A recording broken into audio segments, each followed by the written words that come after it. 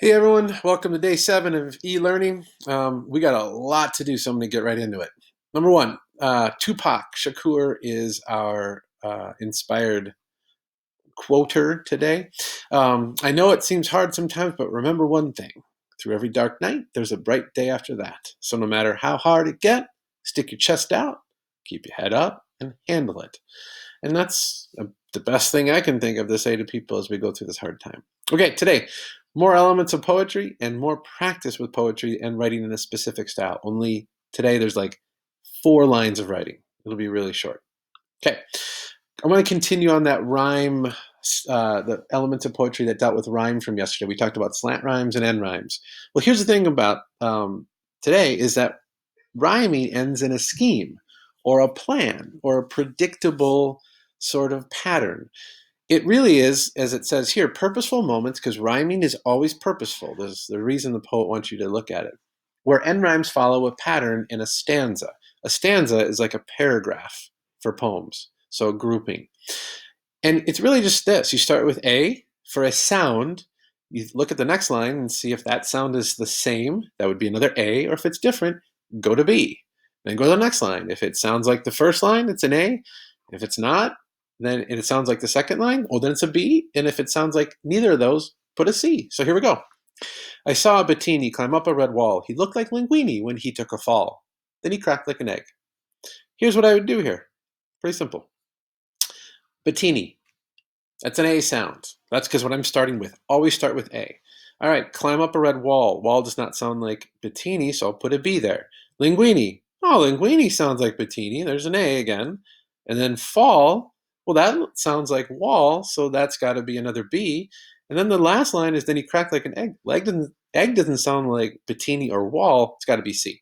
So the actual rhyme scheme for this particular poem, because this is a stanza, see it's a paragraph, is A, B, A, B, C. I assume if I wrote another stanza of 5 lines, it'd be the same. Okay, next line. Rhythm. Rhythm's important because rhythm is about pacing, fast and slow. It's also like that you use syllables to actually like write out a pattern as well. The easiest way to see that is in a couple things. Songs use rhythm always. They use the right syllables in order to follow the beat. Dr. Seuss was a master at this, and hopefully you'll see some of that a little bit later. He knew how to use the right number of syllables to make the rhythm consistent. And then there's this thing called iambic pentameter. I'm just going to touch on it, but it's kind of interesting. Penta is a prefix meaning 5. And so it's basically writing a poem that has a certain number of syllables and a certain number of stressed and unstressed syllables. Stressed, unstressed syllables. So if you think about it, 5 unstressed, 5 stressed, pentameter that equals 10. So here we go. This is how it looks right here. The bold are punched, they're stressed. The not bold are just sort of, here's how it sounds. It sounds really weird.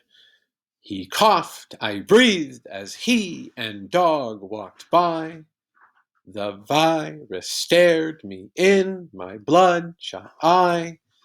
So it's a Shakespearean thing. It's very old world, but it's about using the same number of syllables, stressed and unstressed, to create a rhythm.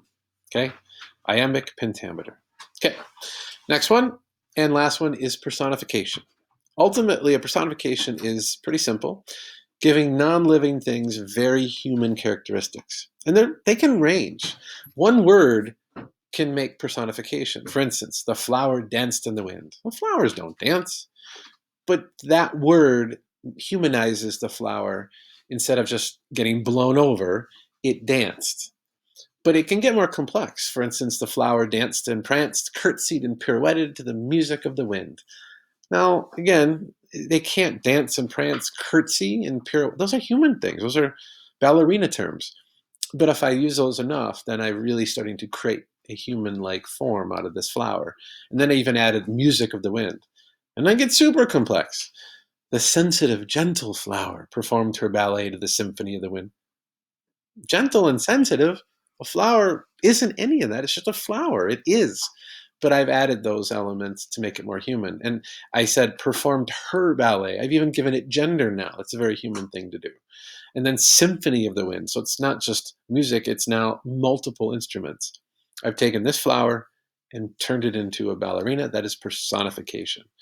Simple to complex. Okay, so here we go. Count of 4 challenges today. I know, seems overwhelming. It's not.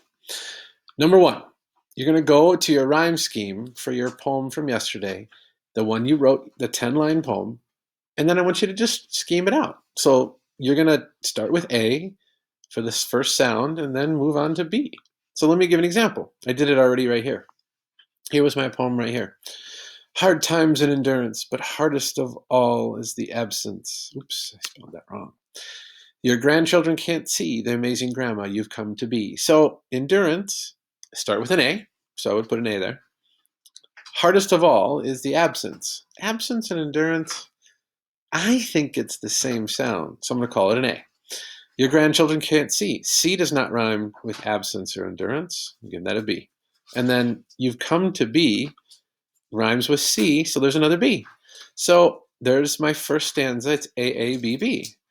I could do this again, and I did, and I actually found it to be the same. Termination and connection, slant rhymes, AA, tough and rough, BB.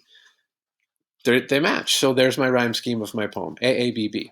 Right? If there's any changes in there, then I have to mark it, but I don't see anything that's different. Okay, that's number 1. Number 2, take the Fox Socks challenge.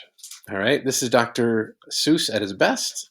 I'm going to ask you to read every word of his book, but it's really one long poem, as fast as you can, but still actually say the word and time yourself. So none of this like, right?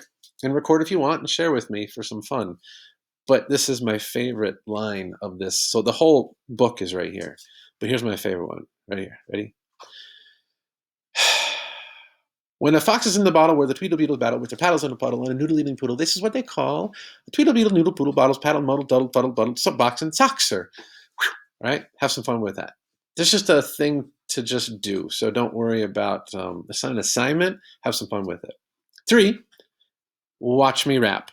Here's proof that I wrote a rap, and I will actually perform it and share the video.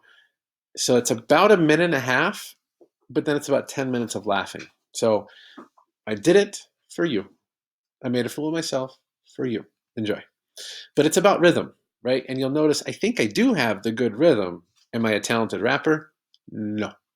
Lastly, number 4. I want you to attempt to write a 4-line mini poem, small, that uses personification to make something in your room or anything non-living human-like. Anything that's non-human. So some ideas. Write about your desk, your phone, your iPad, your bed, the coronavirus. Give it human characteristics in a 4-line poem. It doesn't have to rhyme. And put that in your samples from student writing, samples of student writing in isolation. Put that in there. If you're keeping score, that's your 5th piece of writing in this one document. I know I was confusing. I had a due date. That's my fault. Don't submit it. Just keep writing in that document. All right. Everything will be in the folder as usual. I will send it as an email link and then email me with questions. So hopefully everyone has fun with this. I think this will be a fun day. And then tomorrow we read. All right. Have a good one.